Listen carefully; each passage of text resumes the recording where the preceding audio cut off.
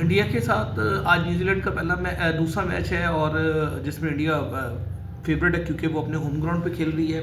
एक तो ये बात करेंगे और दूसरी बात करेंगे हम जो है मोस्ट इम्पॉर्टेंट कि रिजवान का मामला क्या बना और फिर उसके बाद क्या हुआ जब उसको वापस बुलाया गया ग्राउंड से। और तीसरी बात हम बात करेंगे इसमें कि अगर बांग्लादेश के साथ कोई और टीम भी कह देती है कि मैं इंडिया ट्रैवल नहीं करना चाहती तो फिर वर्ल्ड कप के साथ क्या होगा।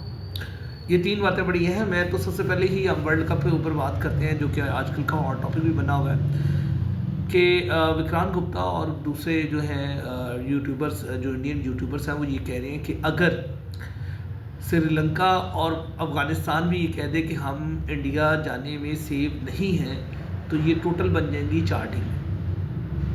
और अगर ये 4 टीमें कह देती हैं तो आप समझ लें आपका वर्ल्ड कप गया। और फिर एक आधी इंग्लिश टीम भी कह देगी क्योंकि वो भी इस तरह की बातों का फ़ायदा उठाते हैं। हाल ही में जैसे पाकिस्तान के साथ मामला चल रहे थे तो न्यूजीलैंड ने सबसे पहले कहा था कि मैंने नहीं आना, सिक्योरिटी कंसर्न। फिर इसी तरह फिर इंग्लैंड ने कह दिया, फिर ऑस्ट्रेलिया ने कह दिया।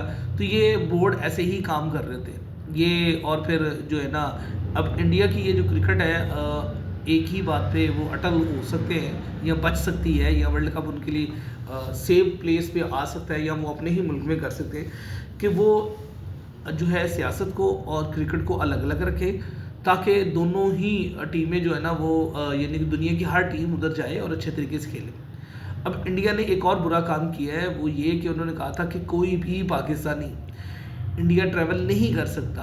अब ये देखें कोई भी पाकिस्तानी इंडिया ट्रैवल नहीं कर सकता तो यूएसए की टीम में सारे पाकिस्तानी हैं, 4 पाकिस्तानी हैं। उसके बाद जो दुबई में क्रिकेट टीम है उसमें भी पाकिस्तानी खिलाड़ी हैं। तो क्या ये दोनों टीमें यूएसए का जो मैच है अगर उसमें जो पाकिस्तानी 4 प्लेयर्स हैं अगर ये उनको वीज़ा इशू नहीं करते तो यूएसए आके खेलेगा? नहीं खेलेगा। तो यहाँ पर आके ना मुझे कहीं कहीं लगता है कि इंडिया जो है ना बुरी तरह अपनी ही बातों में फंस चुका हुआ है और ये उनके लिए एक अलार्मिंग सिचुएशन है। ओवरऑल क्रिकेट के लिए भी अलार्मिंग सिचुएशन है कि आप इस तरह की कंट्री के साथ खेल रहे हैं जो खेल को पसंद नहीं करते बल्कि जो है नेशन बिल्डिंग के साथ साथ ये भी कह सकते हैं कि वो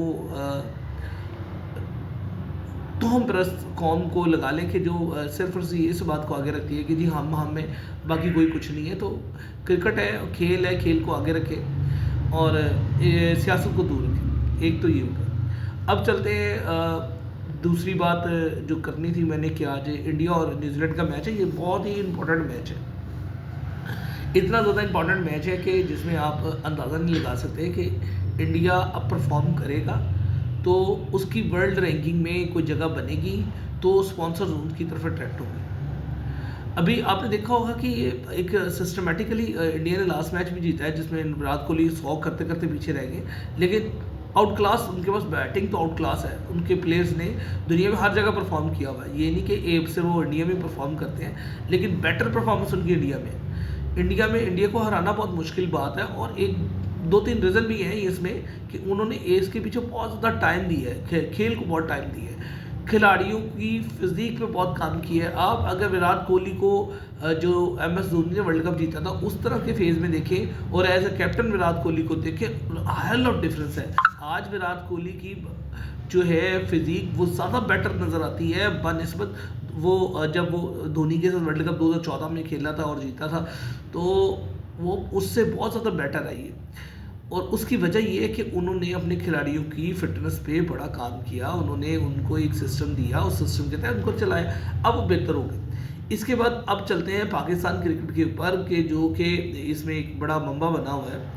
पाकिस्तान में जो PSL की 2 टीमें बिकी हैं वो बहुत ज़्यादा हाईली पेड बिकी हैं और इस वजह से भी पाकिस्तानी क्रिकेट को मुझे लगता है कि आने वाले दौर बहुत ज़्यादा बेहतर होगा और बहुत ज़्यादा लोग इस बारे में सोचना शुरू करेंगे कि वाकई यार ये कोई टीम थी और ये कोई मुल्क है जो क्रिकेट खेल रहा है। और इसकी सबसे बड़ी वजह ये भी है कि वो PSL जो है IPL के स्लॉट में हो रही है और कम से कम IPL को इस बार बड़ा झटका लगेगा, कोई 4-5 अरब का झटका लगेगा। उसकी वजह मैं आपको बता देता हूँ। एक अफ़गानिस्तान टीम में बहुत कम प्लेयर उन्होंने ख़रीदे और उनका जो उनके मुल्क का इंटरेस्ट था या वो जो राइट परचेज़ करते थे या उनके मुल्क में क्रिकेट को देखा जाता था देखिए कोई भी खिलाड़ी है ना वो अपने प्लेयर को देखता है। कोई भी मैच का शौकीन है वो अपने मुल्क के खिलाड़ियों को देखना चाहता है। वो कहता है कि अच्छा फ़लाँ खिलाड़ी हमारे मुल्क का टीम का वहाँ पे खेल रहा है। तो उसकी वजह से व्यूअरशिप आती है।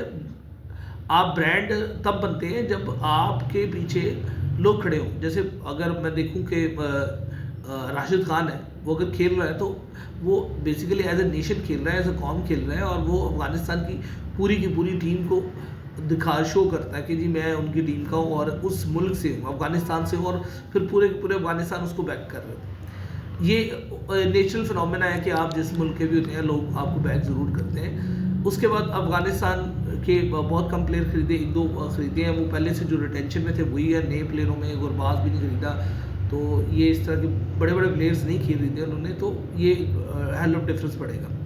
उसके बाद दूसरी बात चलते हैं, अफ़गानिस्तान के बाद आ जाती है उनके पास जो ऑप्शंस बचती थी वेस्ट इंडीज़ की बचती थी। वेस्ट इंडीज़ के जो करंट प्लेयर हैं या उनके साथ जो भी सलूक चल रहा है, वो मुझे लगता है कि वेस्ट इंडीज़ के कुछ ही प्लेयर हैं जो कि पहले ही से इनके साथ कॉन्ट्रैक्ट में हैं, वो ही आएंगे और वही खेलेंगे।